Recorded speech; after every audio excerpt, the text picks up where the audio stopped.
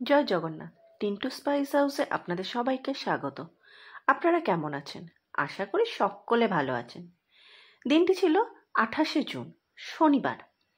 এই দিন আমাদের সুইডেনের গোথেনবার্গে ইন্ডিয়ার মতোই বড় করে না হলেও আমাদের দেশের নানা প্রান্তে নানা দিকে লোকজন নিয়ে জগন্নাথ দেবের রথযাত্রা উৎসব পালন করা হয়েছিল। লাল হলুদে চেলি মোড়া, সোনালি কারুকার্য করা নানা ফুল দিয়ে সুন্দর করে সাজানো হয়েছিল রথকে, যার মাঝখানে বসে শোভা বাড়িয়েছিল জগন্নাথ দেব, বলরাম দেব আর মাতা সুভদ্রা। তারা যখন একসঙ্গে বসেছিল রথের মধ্যে, আর সারথি হিসাবে যখন দেশের নানা প্রান্তের মানুষেরা রথটি টেনে নিয়ে যাচ্ছিল, সে রূপ এক অনবদ্য সুখকর দৃশ্য। কেউ বা রাধারানী রূপে, কেউ বা ভক্ত সুদমা রূপে, আর মুখে হরিনাম গেয়ে নিজের ভক্তি উজাড় করে দিয়েছে।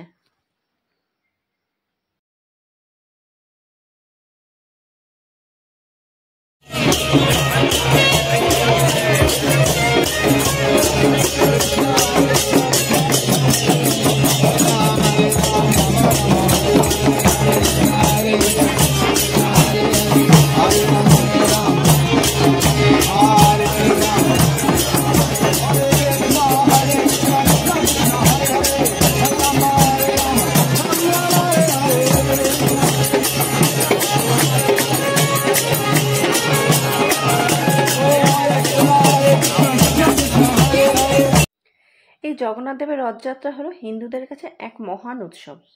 এই উৎসব শুধুমাত্র উড়িষ্যা বা বাংলার ঐতিহ্য নয়। জগন্নাথের রথযাত্রা হলো ভারতের প্রতিটি রাজ্যের তথা প্রতিটি প্রান্তের মানুষের কাছে এক ঐতিহ্যবাহী উৎসব, যার প্রকাশ ঘটেছে আমাদের এই সুদূর গোথেনবার্গে।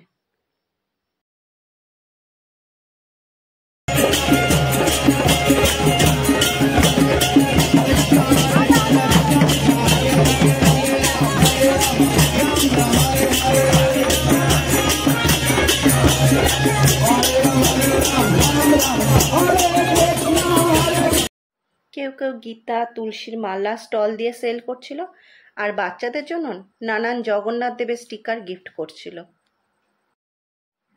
এই উৎসব চলাকালীন চলেছে নানান ড্রামা, ডান্স প্রোগ্রাম, আর ছিল মেহেন্দি পরানো আর ফেস পেন্টিং।